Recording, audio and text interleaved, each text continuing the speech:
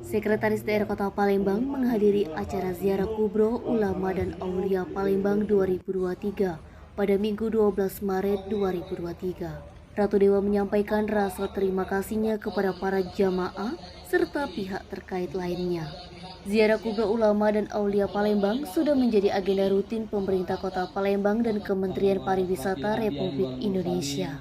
Ratu Dewa berharap semoga kedepannya bisa terus terjalin sinergi antara Pemkot, para jamaah, dan para Habib.